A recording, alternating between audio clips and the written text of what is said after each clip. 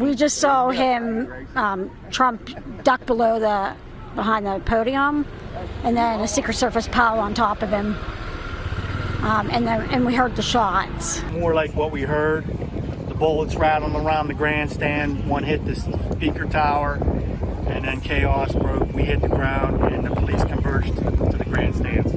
I watched him kind of graze his ear, and then I heard a pop, and he went down. And then I heard another pop, and then a Secret Service kind of came up to the stage. I mean, it was just a chaotic scene. I could see his face. He was right there talking, having a good time. And, you heard one shot, two shot. It sounded like, bang, nothing crazy. And then you heard maybe three or four more. And that's when everyone got quiet, started panicking. Trump dropped right to the floor. I guess Secret Service jumped on top of him and shielded him. But, as soon as everyone in the crowd figured out what was going on, we all ducked, and my buddies just jumped on top of me, piled on top of me. And we had no idea what was going on. You're in total shock. You're shook, and, you can't feel your legs. But we were trying to decide if we wanted to get up and run, and we had really no idea what to do. And next thing you know, you see bullets, or you hear bullets flying, and I believe a bullet hit the hydraulic lift that was holding up the speakers, and that thing almost collapsed. There was hydraulic fluid and water spitting everywhere all over the crowd. And then before you know it, everyone just gets up and starts running. But Trump Stephen, stand. Oh, forgive me. I'm sorry. There's a little bit of a delay, but on that note about everybody getting up and running, we're actually showing video that you shot on your cell phone. And this is the moment with people running out of the venue. Describe what that was like, and when were you actually able to get out? It was pretty stressful. I'm looking around trying to make sure all my buddies who came with me were with me. And, it took probably a good 10 minutes to get out of there, to get out of the whole area. And, before you know it, there's ATVs and UTVs flying and ambulances and all that kind of stuff. And we're trying to figure out how to get out of there and get home.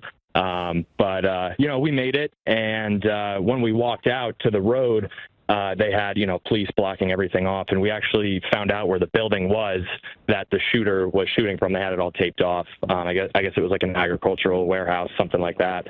So, it was pretty scary. It's like you're in the movies.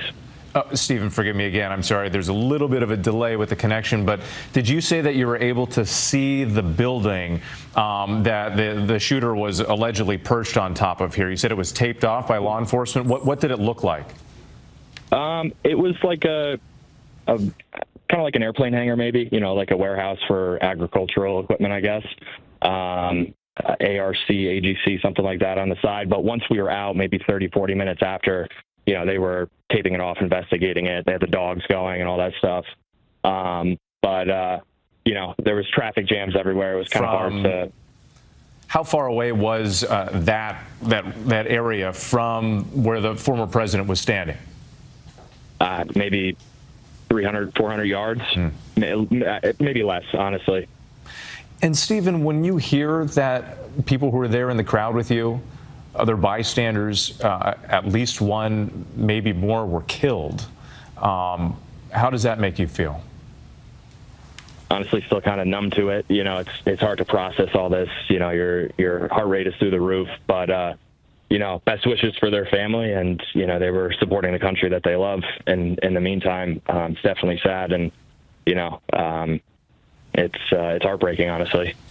And Stephen, we've been hearing from people on both sides of the aisle, Republicans, Democrats, independent candidate, RFK Jr., and all with the same sentiment, condemning political violence, saying there's no place in this country for something like this. And I just wonder, from your perspective too, you're out there, you're exercising your right to support a candidate. What message do you have for people out there? Because the country is at this political boiling point. There's so much division and anger and hatred right now from one side and the other. What would you like to tell people? At the end of the day, whether you're on the left, the right, the center, or you don't believe in politics at all, we all still put our pants on in the morning. We all breathe the air and go to work, and a lot of these issues, in 10 years, no one even thinks about them or cares about them. So we're all people at the end of the day, and, it's not worth taking someone's life over political beliefs or whatever. It's just senseless. some really powerful words from so many witnesses that we spoke with throughout the course of the evening.